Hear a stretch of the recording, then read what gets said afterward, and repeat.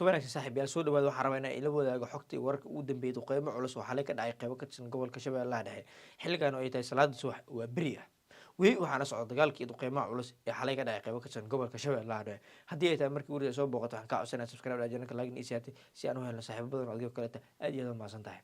aynu ku bilownay duqeymo culus ayaa xalay ka dhacay qaybo ka tirsan gobolka Shabeellaha Dhexe gaar ahaan degmooyinka Masaajid Al-Guduud iyo Al-Kawsar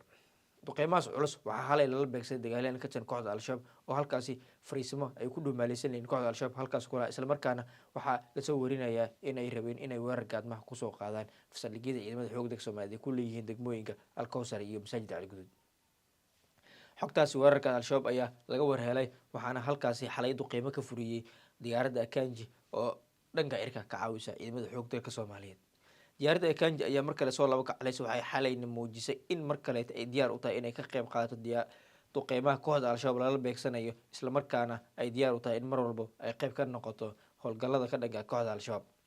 Akanji sidoo kale xalay waxay duqeymahan si toos ah ugu beegsatay dagaalyahano iyo horjoogyaal ka tirsan kooxda Al-Shabaab oo ku dhuumaaleysanayay isla markaana doonayay in weerar gaadmaha ay ku soo qaadaan fariisimada ciidanka ay ku leeyihiin qaybo ka tirsan gobolka Shabeellaha Dhexe duqeyntan ayaa imaanaysa kadib markii maalmo ka hor kooxda Al-Shabaab sidoo kale weerar gaadmaha ay ku soo qaadeen fariisimo ciidanka xoogga dalka Soomaaliya iyo kuwa dadka deegaanka ay ku lahaayeen degmada Moqori ee gobolka Hiiraan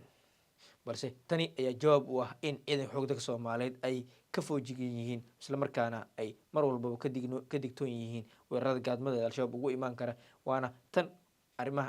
tan waxaa cadeynaya in ciidanka xoogga dalka Soomaaliyeed ay markasta diyaar u yihiin inay ka hortagaan dhagarta kooxda Al-Shabaab ay maleegayaan sidoo kale duqeyntan waxay cadeyn u tahay in ciidanka xoogga dalka Soomaaliyeed markastaba ay diyaar u yihiin inay ka hortagaan kooxda Al-Shabaab isla markaana ay dagaalo culus la galaan meelaha ay ku sugan yihiin ay ka saaraan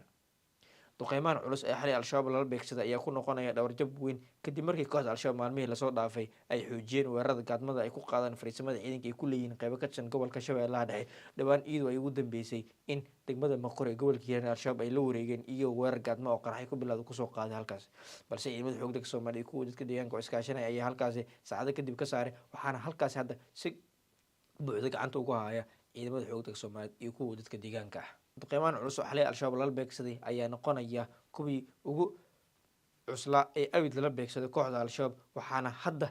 sida xogo saraakiisha kala duwan halkaasi ku sugan ay noo xaqiijiyeen sheegayaan in ilaa iyo hadda la kala garan la'yahay sida loo kala qaado mididka